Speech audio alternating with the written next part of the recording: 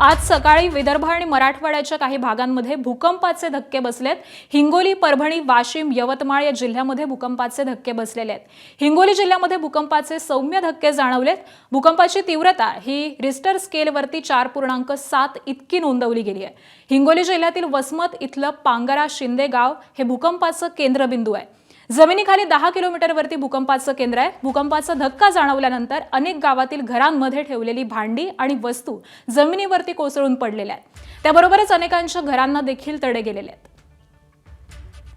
आणि तीच ही दृश्य आपण पाहतोय। हिंगोली जिल्ह्यामध्ये भूकंपाचे धक्के जाणवलेले आहेत आणि इथल्या घरांना तडे गेलेले आहेत। ती दृश्य देखील समोर आलेली आहेत।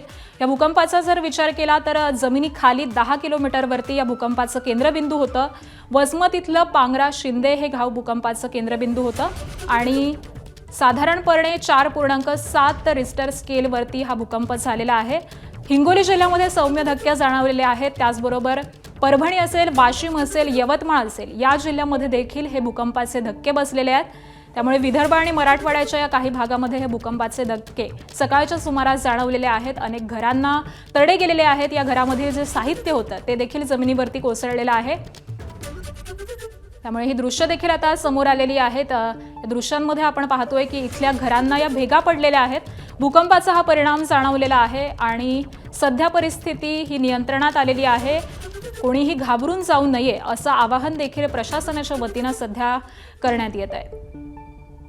मात्र अनेकांच्या घराला तडे गेलेले आहेत। त्यामुळे काहीसं नुकसान या भूकंपामुळे झाल्याचं दिसतंय। नांदेडमध्ये देखील भूकंपाचे हादरे जाणवलेले आहेत। हिंगोलीमध्ये आणि त्याचबरोबर वाशिम जिल्ह्याला आणि यवतमाळ जिल्ह्याला या भूकंपाचे धक्के हे काहीशा प्रमाणात जाणवलेले आहेत। सकाळच्या सुमारास हा भूकंप झालेला आहे आणि त्यामुळे काहीसं भीतीचं वातावरण हे पसरलेलं होतं। मात्र कोणीही घाबरून जाऊ नये असं आवाहन हे सध्या प्रशासनाच्या वतीने देखील करण्यात येत आहे।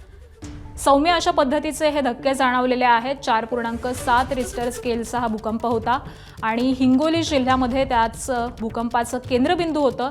वसमत इथलं पांगरा शिंदे गाव हे भूकंपाचं केंद्रबिंदू आहे आणि त्यामुळे या परिसरामध्ये भूकंपाचे धक्के जाणवलेले आहेत आणि याचा परिणाम घरांवरती झाल्याचं दिसतंय। घरांना भेगा पडलेल्या आहेत। घरामधील जे साहित्य होतं ते देखील या भूकंपाच्या धक्क्यामुळे हलून खाली पडलेलं आहे आणि तीच ही सगळी दृश्य देखील सध्या समोर आलेली आहेत। सध्या परिस्थिती ही नियंत्रणात आहे।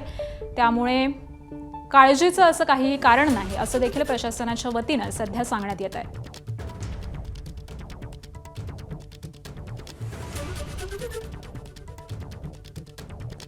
विदर्भ आणि मराठवाड्यातील काही जिल्ह्यांना हे भूकंपाचे धक्के जाणवलेले आहेत।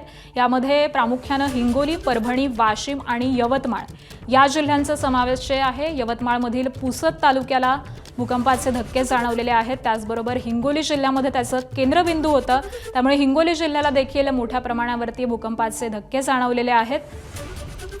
हिंगोली जिल्ह्यातील वसमत या तालुक्यातलं पांगरा शिंदे हे गाव या भूकंपाचं केंद्रबिंदू आहे आणि याच हिंगोली जिल्ह्यातली दृश्य देखील समोर आलेली आहेत।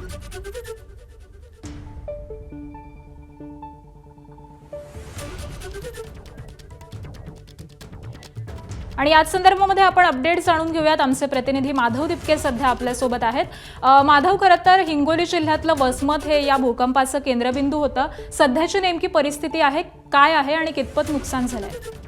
निश्चित आकांक्षा, हिंगोली जिल्ह्याला तसे भूकंप काही नवे नाहीत। अनेक वेळा यापूर्वी भूकंप झालेले आहेत। आज सकाळी 8:47 सुमारास हा भूकंप झालेला आहे। प्रशासन स्तरावरून मिळालेल्या माहितीनुसार या भूकंपाचं केंद्रबिंदू वसमत तालुक्यातील पांगरा शिंदे हे गाव आहे। या गावातील भूगर्भामध्ये 10 किलोमीटर खोलीपर्यंत या भूकंपाचा केंद्रबिंदू आहे। 4.7 रिस्टर स्केलचा हा भूकंप असल्याची माहिती समोर आलेली आहे आणि ही नोंद भूकंप मापक यंत्रामध्ये सुद्धा झालेली आहे।